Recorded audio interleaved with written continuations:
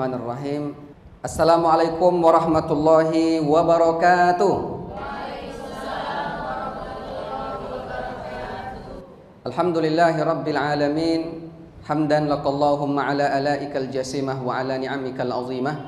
Wassalatu wassalamu ala habibina Mustafa Muhammad ibni Abdullah salawatullah wa salamuhu alaih alladhi ballagha risalata wa addal amanah wa nasaha lil ummati wa jahada fillahi haqqa jihadihi hatta atahul yaqin summa amma ba'd. Hadirin jamaah yang dimuliakan Allah Subhanahu wa taala, tentu pertama kita bersyukur kepada Allah. Salawat beriring salam semoga selalu tercurah kepada Nabi kita Nabi Muhammad sallallahu alaihi wasallam. Hadirin rahimakumullah, momentum di bulan Syawal kita kenal dengan istilah halal bihalal. Halal bihalal ini jamaah sekalian secara linguistik, secara bahasa dia diambil dari bahasa Arab. Tapi orang Arab sendiri kalau kita sebut istilah halal bihalal, mereka pasti akan bilang, ma makna halal bihalal. Mereka nggak ngerti apa maksud halal bihalal. Karena walau secara bahasa halal bihalal bahasa Arab, tapi penggunaan istilahnya itu tidak familiar, tidak populer di tengah masyarakat Arab. Sehingga istilah ini sebenarnya muncul dalam tradisi kita di Indonesia. Ada beberapa versi kenapa halal bihalal menjadi semacam tradisi tahunan. Di antaranya mungkin ada yang menyebutkan dulu tahun 1948 pada saat Indonesia pasca kemerdekaan banyak gejolak politik antar anak bangsa, maka Soekarno meminta pendapat dari para ulama bagaimana cara menyatukan anak bangsa. Maka di antara yang memberikan arahan dan memberikan semacam pendapat itu ada namanya Kiai Haji Abdul Wahab Hasbullah, salah satu pendiri NU. Beliau menyatakan kita kumpulkan saja anak-anak bangsa, para tokoh politik, kemudian kita kumpulkan dalam ajang silaturahim. Yang kemudian beliau menyebut istilah silaturahim kumpulan itu dengan halal bihalal, yang sampai mulai dari tahun 1948 sampai hari ini istilah itu terus digunakan dalam rangka silaturahim, khususnya ketika masuk di bulan Syawal pasca bulan Ramadan. Halal bihalal sendiri jamaah sekalian, kalau kita lihat dari segi linguistik memang dia maknanya adalah halal. Halal itu kan kita tahu apa arti halal. Kalau ibu-ibu kan sering tuh kalau umrah atau haji biasanya ada penjual bilang apa? Ya, halal, halal, halal ya haj, halal. Maksudnya boleh silakan gitu ya. Sebenarnya kata halal ini diambil dari literatur dalam riwayat hadis Nabi maupun dalam Al-Qur'an. Misal dalam Al-Qur'an surat Toha ini juga salah satu penggunaan istilah halal yang menjadi inspirasi penggunaan halal bihalal. Mungkin ibu-ibu tahu doa yang digunakan Nabi Musa alaihissalam saat mau menghadap Fir'aun. Apa doanya? Rabbi syrah li sadri wa yassir li amri wahlul uqdatam min lisani yafqahu qawli. Wahlul uqdatam itu, wahlul itu halal. Apa maknanya? Ya Allah, permudah, lepaskan kekakuan lidahku, lisanku, agar mereka paham dengan apa yang aku ucapkan. Maka maksud halal di sini melepas sebuah ikatan, rasa dendam, rasa benci, dilepas semua dalam momentum halal bihalal, sehingga ini dalam rangkuman, dalam cakupan saling memaafkan antar sesama kita manusia. Yang kedua ada riwayat dari Abu Hurairah radhiyallahu taala anhu dari Sahih Bukhari, Nabi SAW bersabda, man kanat lahu madhallatun li akhihi min 'irdin aw syai' falyatahallalhu al-yaum. Kata Nabi, siapa yang punya masalah kesalahan dengan saudaranya sesama manusia, maka falyatahallalhu al-yaum. Segeralah halalkan hari itu juga. Apa maksud halalkan? Segera meminta maaf, segera saling memaafkan. Inilah mungkin yang menjadi inspirasi istilah halal bihalal yang kita gunakan di Indonesia. Maka jamaah yang dimuliakan Allah Subhanahu wa taala, halal bihalal ini suatu tradisi yang sangat istimewa. Walau kalau kita lihat di KBBI halal bihalal ini pasca Ramadan di bulan Syawal saja, tapi tentu dalam Islam memaafkan itu tidak hanya sebatas pada momen tertentu saja, tapi kita disyariatkan, dianjurkan untuk selalu saling memaafkan. Karena memang persoalan kita dengan sesama manusia ini agak ribet urusannya. Dosa kita dengan sama manusia ini punya sesuatu yang sangat berat urusannya. Kalau tidak selesai di dunia, bakal nanti masalah di akhirat kelak. Jamaah yang muliakan Allah, kita punya dua dimensi dalam hidup ya. Dimensi hablum minallah, hubungan kita secara vertikal kepada Allah. Ada lagi hubungan horizontal kita sama manusia, dalam istilah Islam namanya hablum minan nas. Kalau hablum minallah, ini satu hal yang insya Allah saya yakin kita semua aman, khususnya pasca Ramadan. Tadi sudah dijelaskan oleh Ustadz Uji ya, kami manggilnya Ustadz Uji. Beliau sudah menjelaskan bagaimana kita di bulan Ramadan itu ditempa sedemikian rupa untuk memperbaiki hablum minallah kita. Ibadah ritual kita itu luar biasa, mulai dari puasanya, kemudian qiyamul lail, tarawihnya, sedekah dan lain sebagainya.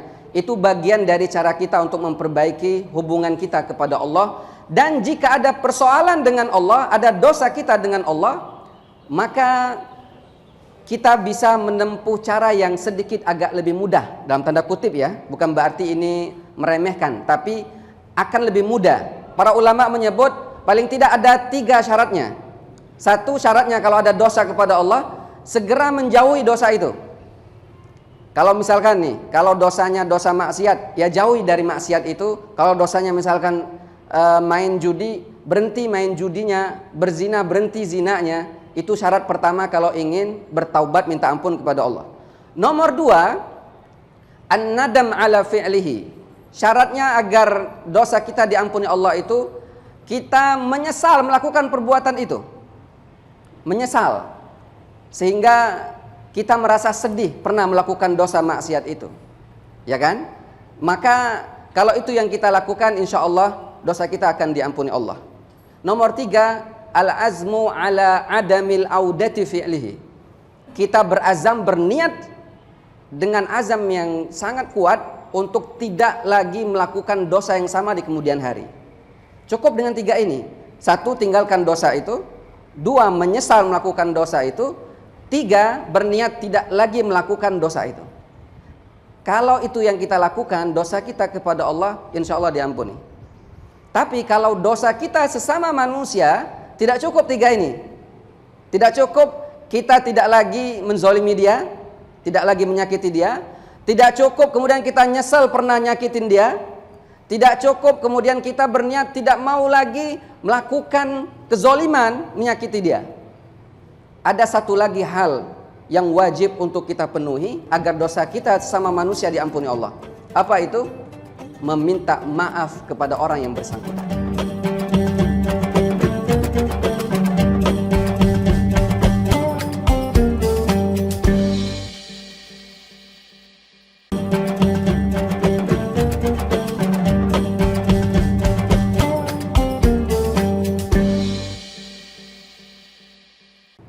Ada satu lagi hal yang wajib untuk kita penuhi agar dosa kita sama manusia diampuni Allah. Apa itu? Meminta maaf kepada orang yang bersangkutan. Kalau kita belum meminta maaf, hanya 3 itu yang kita lakukan tadi, maka dosa kita belum diampuni Allah Subhanahu wa ta'ala. Karena ini urusannya ribet nih. Kalau seandainya kita tidak sempat meminta maaf kepada saudara-saudara kita, kemudian kita meninggal dunia, walau pahala kita menggunung saking banyaknya, pahala ritual kita ya, sholatnya, puasanya, zakatnya, hajinya barangkali tiap tahun, umrohnya tiap bulan barangkali ya. Kalau ibadah ritual itu memang luar biasa dahsyat, namun persoalan dengan sesama manusia bermasalah, maka ini bisa jadi masalah nanti di akhirat kelak. Hal itulah yang dijelaskan oleh Nabi kita Muhammad SAW ketika beliau memberikan sebuah pertanyaan. Pertanyaan ini bukan Nabi tidak tahu, tapi justru memberitahu. Kalau dalam kaidah agama kita itu namanya al-istifham lil isti'lam. Pertanyaan untuk ngasih tahu. Karena Nabi kan sumber informasi dan ilmunya dari wahyu dari Allah Ta'ala. Beliau nanya begini, Atadruna mal muflis? Tahukah kalian siapa yang bangkrut dari umatku nanti di hari kiamat? Para sahabat yang mendengar secara spontanitas menjawab, ya Rasulullah, al-muflis fina man la dirhama lahu wala mata. Yang bangkrut itu yang tidak punya duit, tidak punya fulus gitu ya, bangkrut dianya. Apa kemudian jawab Nabi? Al-muflis min ummati man ya'ti yaumal qiyamah bi salatin wa siyamin wa zakatin. Orang yang bangkrut dari umatku itu, kata Nabi, adalah orang yang nanti datang di hari kiamat membawa pahala ritual luar biasa banyaknya. Pahala ritual sholatnya dia bawa, pahala puasanya, pahala zakatnya, pahala ibadah-ibadah lain dia banyak sekali bawa. Tapi masalahnya apa? Qad syatama hadza wa daraba hadza. Dia di dunia ternyata banyak persoalan dengan sesama dia manusia. Apa yang terjadi? Fayu'ta hadza min hasanatihi wa hadza min hasanatihi. Maka orang-orang yang pernah dia sakiti di dunia ternyata di akhirat kelak menuntut keadilan. Apa yang terjadi? Ibadah pahala ritual dia tadi diberikan secara gratis kepada orang-orang yang pernah dia sakiti. Si A, si B dikasih, si C, semua dikasih. Bayangkan, saking banyaknya dosa kepada orang-orang, apa yang terjadi? Fa'in fanyat hasanatuhu walam yuqda alai. Ketika pahala-pahala sudah dikasih ke orang-orang, namun masih ada yang belum kebagian. Apa yang terjadi? Maka dosa orang itu kemudian dilimpahkan kepada dirinya. Nauzubillah. Pahalanya habis, ludes. Justru yang dia dapatkan adalah dosa. Di ujung hadis Nabi menyebutkan faturihat ilan nar. Kemudian dia dilemparkan ke neraka. Nauzubillahi min dzalik.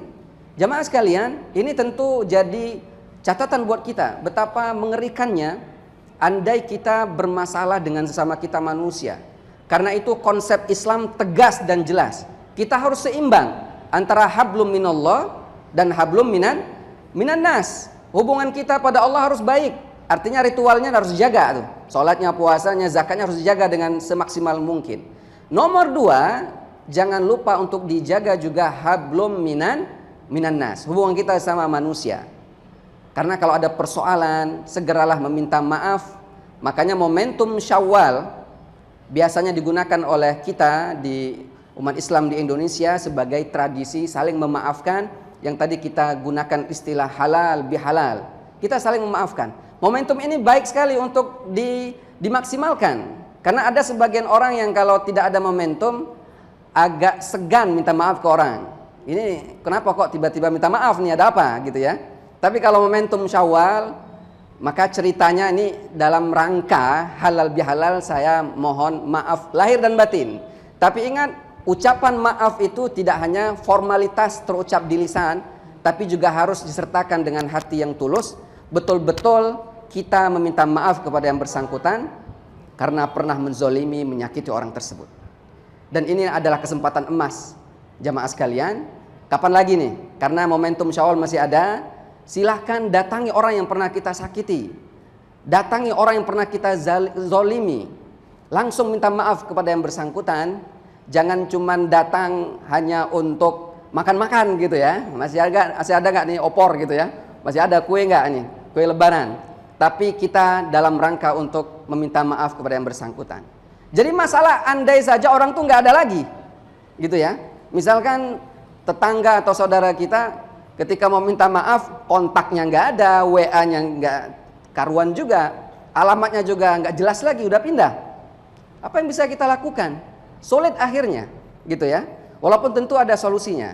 Para ulama menyebut, ya di antara yang bisa kita lakukan, kalau kita ingin melakukan amal soleh, sedekah misalkan, sebutkan atas nama orang yang bersangkutan. Sebutkan fulan bin fulan, fulanah binti fulan. Sebutkan namanya dalam rangka apa? Mudah-mudahan yang bersangkutan nanti mau memaafkan kita di hari kiamat. Karena kita tidak bisa meminta maaf karena orangnya nggak ada lagi. Apalagi kalau sudah meninggal dunia, udah mati nih. Walau kuburannya udah tahu, gimana kita mau minta maaf kepada yang bersangkutan? Udah berada dalam kubur. Justru kalau kita datang minta maaf, khawatir dan takut nanti bangun dianya. Kemudian ngomong, ya saya maafkan. Jadi bahaya kan gitu. Maka sebelum itu terjadi, jamaah sekalian, kesempatan untuk minta maaf masih terbuka lebar. Karena sekali lagi dalam Islam, hubungan kita sama manusia ini emang sangat sangat krusial, sangat penting sekali, sehingga perlu dijaga dengan sebaik-baiknya.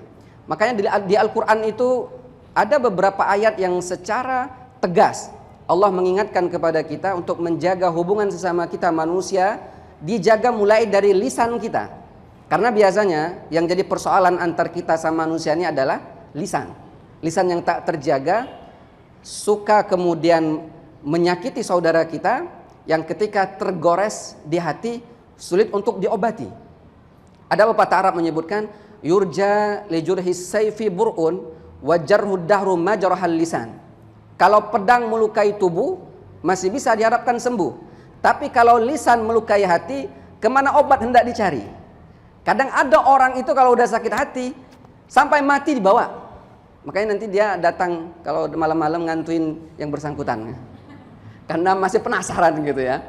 Karena itu jemaah yang dimuliakan Allah Subhanahu wa taala, sekali lagi momentum Syawal ini momentum emas buat kita kemudian menyelesaikan persoalan kepada sesama manusia, walau ya dengan cara elegan saja tentunya. Ada persoalan misalkan pernah, kalau dalam bahasa Palembangnya ngatoi gitu ya, mencela kemudian mengumpat orang, ya tidak perlu saat minta maaf disebutkan apa celaan itu, nggak perlu secara detail disebut, cukup elegan, cukup sebutkan secara umum, saya pernah salah, saya pernah menzalimi, saya pernah menyakiti, saya minta maaf sedalam-dalamnya terhadap kesalahan itu, cukup begitu. Kenapa? Karena itulah momentum emas kita untuk menggugurkan dosa kita kepada sama manusia. Bayangkan di Al-Quran surah Al-Humazah, Allah Subhanahu wa taala tegas mengecam orang yang suka menyakiti saudaranya melalui lisannya ataupun melalui sikapnya. Apa bunyi ayat pertama surah Al-Humazah? Wailul likulli humazatil lumazah. Ini tegas sekali kecaman Allah. Celaka bagi siapa saja yang humazah dan lumazah. Humazah lumazah ini dijelaskan oleh para ulama yang mengumpat, yang mencela, baik secara langsung maupun tidak, baik orangnya ada maupun tidak ada, gitu ya. Mencela, menghina itu bagian dari dosa besar dalam agama Islam. Kenapa? Dampaknya besar. Tidak hanya di akhirat, di dunia pun terjadi banyak, terjadi perselisihan, terjadi masalah baik di internal keluarga maupun dengan tetangga, dengan orang lain gara-gara lisan. Ya, gara-gara omongan. Maka itu Nabi bersabda dalam hadis, al-muslim man salimal muslim min lisanihi wa yadihi. Muslim sejati itu adalah muslim yang ketika orang lain di sekitarnya terjaga dari lisannya.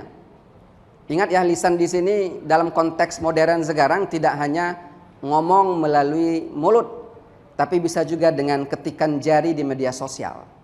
Jangan juga salah kaprah. Oh, kata Pak Ustadz, lisan ini perlu dijaga. Oke dah, saya jaga. Tapi jarinya begitu aktif, ya. Kemudian menghina, mencela orang dengan media sosialnya melalui WA, Instagram, TikTok dan lain sebagainya. Itu pun bagian dari dosa mencela dan menghina orang. Dan dalam surah Al-Humazah itu, orang yang punya kebiasaan semacam itu punya tempat khusus di akhirat kelak, saking dikecamnya oleh Allah Ta'ala. Punya neraka namanya neraka Hutomah. Wa ma adraka mal Hutomah, narullahil muqadah allati tattali'u 'alal afidah.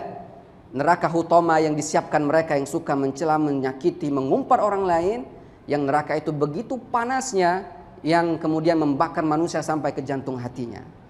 Jamaah yang dimuliakan Allah, hadirin rahimakumullah. Jadi ini salah satu sekali lagi ikhtiar kita untuk mengikis habis dosa-dosa kita dengan momentum tadi Idul Fitri, kembali fitrah, kembali suci. Oke, dosa kita kepada Allah bisa disucikan, dibersihkan. Namun ingat, ada satu dosa yang perlu juga kita bersihkan, kita sucikan, yaitu dosa kita sama manusia melalui tadi silaturahim, halal bihalal. Dan ingat, tidak hanya di bulan Syawal halal bihalalnya, walau mungkin tidak mau disebut istilah halal bihalal, it's okay, tidak masalah.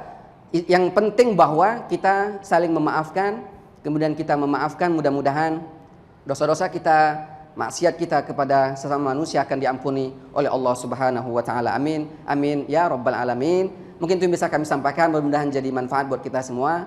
Kami pun secara pribadi, karena momentum Syawal ini masih ada, mengucapkan minal aidin wal faizin, mohon maaf lahir dan batin. Taqabbalallahu minna wa minkum shalihal a'mal. Kullu am wa antum bi khair. Wassalamualaikum warahmatullahi wabarakatuh.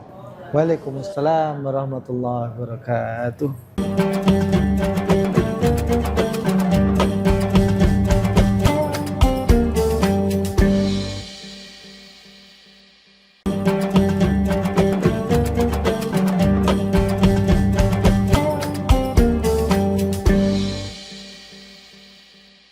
Alhamdulillah. Bagaimana Bunda? Jadi walaupun memang bukan istilah Arab ya, tapi melekat dan juga dengan makna yang begitu luas telah disampaikan tadi.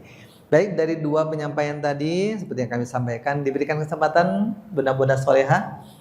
Silakan sebutkan namanya. Bunda siapa? Kelas berapa? Boleh. Silakan Bunda. Assalamualaikum warahmatullahi wabarakatuh. Waalaikumsalam warahmatullahi wabarakatuh. Perkenalkan, saya Yulini, wali murid dari anak saya yang sudah keluar setahun yang lalu. Sudah tamat ya, alhamdulillah. Masih tetap aktif, subhanallah. Iya, alhamdulillah. Kita apresiasi Bunda, alhamdulillah. Iya, Pak Ustadz, semua saya mau nanya gimana hukumnya kalau kita pernah disakiti orang, terus orang itu udah meninggal. Sementara dia sendiri belum minta maaf sama kita. Kita sendiri belum ada. Gimana caranya Pak Ustadz biar kita bisa memaafkan? Ini judulnya pernah tersakiti. Pernah tersakiti dan terus, kenapa nggak minta maaf ya?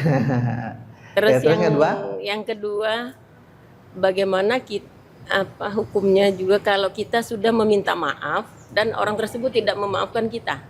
Oke. Ya, itu saja ini sebaliknya keadaan ya. Dan memang keadaan ini bisa saja terjadi pada diri kita. Ada kalanya kita yang minta maaf, ada kalanya kita yang menunggu orang minta maaf ya. Jadi dua keadaan tadi. Satu pertanyaan Ustaz. Baik, jadi kita yang pertama ya, bagaimana hukumnya kalau ada orang yang menyakiti kita, kemudian dia belum sempat minta maaf, keburu mati nih, keburu meninggal ya. Keburu mati itu istilah kasarnya gitu. Ya, keburu meninggal. Satu, hak ibu tidak memaafkan. Ingat ya, ketika ada orang menyakiti kita, hak kita tidak memberikan maaf kepada orang itu. Dan bisa nanti dituntut di hari kiamat. Itu hak kita yang pertama. Artinya, kita berhak nanti di hari kiamat menuntut terhadap kezaliman orang tersebut. Karena itu hak kita. Tapi nomor dua, ini mungkin pilihan yang terbaik. Apa itu? Memaafkan yang bersangkutan. Walau dia tidak sempat meminta maaf kepada kita, tapi kita dengan ikhlas, dengan rela memberikan maaf kepada orang itu, dan itu yang terbaik. Walau kita punya hak untuk nanti menuntut dia di hari kiamat. Gitu ya. Kenapa? Karena dalam Al-Quran, Allah Subhanahu wa Ta'ala menyebut di antara ciri orang yang terbaik, orang yang bertakwa itu, wal kazibina al-ghaiz wal afina 'anil nas. Mereka yang terbaik itu manusia-manusia yang mampu menahan amarahnya, dan nomor dua, dia memaafkan manusia. Memaafkan itu luar biasa Bu. Kalau minta maaf biasa aja, tapi kalau memaafkan itu luar biasa berat. Kalau bisa kita lakukan, masya Allah tabarakallah, luar biasa. Karena sekali lagi, kalau namanya sakit itu berat urusannya. Sakit itu di sini. Lebih enak sakit gigi daripada sakit hati. Kan gitu. Cara maafkannya ya santai biasa aja. Dalam hati, saya memaafkan yang bersangkutan. Saya mengikhlaskan apa yang pernah dia lakukan, saya maafkan. Itu pahalanya besar. Dalam hadis Nabi SAW disebut, man afa li akhihil muslim khatamahullahu lahu yaumal qiyamah. Afahullahu anhu azaba yaumal qiyamah. Barang siapa yang memberikan maaf kepada orang lain, ini memberi maaf ya konteksnya, walau dia mau meminta maaf atau tidak, pokoknya barang siapa yang memberikan maaf kepada orang lain, nanti di hari kiamat Allah akan selamatkan dia dari azab. Luar biasa tuh. Makanya justru kalau ada yang menyakiti kita, kita punya salah satu pegangan, punya investasi lah, akan bisa selamat nih ketika kita nanti di hari kiamat gara-gara memaafkan orang. Jadi walau sekali lagi yang pertama itu hak kita menuntut nanti dari kiamat, tapi pilihan yang terbaik nomor dua, memaafkan yang bersangkutan. Gitu ya. Yang kedua, bagaimana kalau dia tidak memaafkan? Ya, kita minta maaf nih. Ketika kita minta maaf, orang ini tidak mau memaafkan. Tadi sama, dia punya hak tidak memaafkan. Tapi pilihan nomor 2 ya, yang terbaik adalah memaafkan. Makanya konklusinya, kesimpulannya bahwa jangan buat masalah dengan orang lain semaksimal mungkin. Kan gitu ya? Karena kalau sudah menyakiti orang, nah jadi agak ribet masalahnya. Kalau dia mudah memaafkan ya alhamdulillah. Kalau tidak memaafkan, nah ini jadi persoalan. Maka itu Bapak Ibu, jadi tugas kita adalah berusaha semaksimal mungkin kita tidak bermasalah dengan sesama manusia. Kita jaga dengan sebaik-baiknya. Walaupun ya, ingat kita manusia nih ya, namanya manusia makhluk sosial, mungkin saja terjadi soal masalah dan lain sebagainya ya. Kita jangan kemudian menutup diri, segeralah untuk kemudian meminta maaf. Dan kita dengan senang hati juga memberikan maaf kepada orang lain. Karena ternyata orang-orang terdahulu, para sahabat-sahabat Nabi itu, di antara amalan terbaik mereka ternyata memaafkan orang lain. Ada sahabat Nabi itu, ibu-ibu, dia terdengar trompanya di surga. Ada satu riwayat menyebutkan, jadi Nabi pernah bermajlis bersama dengan sahabat. Kemudian Nabi ngomong, nanti akan ada orang lewat, laki-laki, calon penghuni surga. Pas dilihat oleh sahabat, muncul seseorang. Besoknya ngomong lagi Nabi, nanti akan ada lewat seorang yang menjadi penghuni surga. Lewat ternyata orang yang sama kemarin. Nomor yang hari ketiga nanti akan lewat orang yang calon penghuni surga. Ternyata orang yang sama lewat itu adalah yang bersangkutan. Para sahabat penasaran, apa nih amal orang ini? Datanglah sahabat ke rumahnya. Singkat cerita, ternyata tidak ada yang istimewa. Dalam arti ya sholatnya sama kayak mereka 5 waktu oke. Bahkan tahajudnya ya tidak sehebat para sahabat yang lain, biasa saja. Akhirnya setelah 3 hari di rumahnya dia tidak menemukan ada ibadah yang istimewa. Ditanya akhirnya, saya terus terang katanya, menginap di rumah kamu ini ada satu hal yang ingin saya tanya. Ini rahasianya apa? Kok bisa kamu disebut Nabi selama 3 hari berturut-turut calon penghuni surga? Saya coba cari apa sih amalan khususmu. Ternyata biasa-biasa saja. Ternyata apa jawabannya? Satu amalan yang memang menjadi salah satu kebiasaan saya. Secara amal ibadah yang lain sama kita. Tapi satu ini yang tidak pernah saya lupa. Sebelum saya menutup mata tidur, saya memaafkan semua orang yang pernah menyakiti diriku. Jadi ternyata memaafkan itu menjadi amalan yang mengantarkan orang ini menjadi penghuni surganya Allah Subhanahu wa taala. Wallahu a'lam.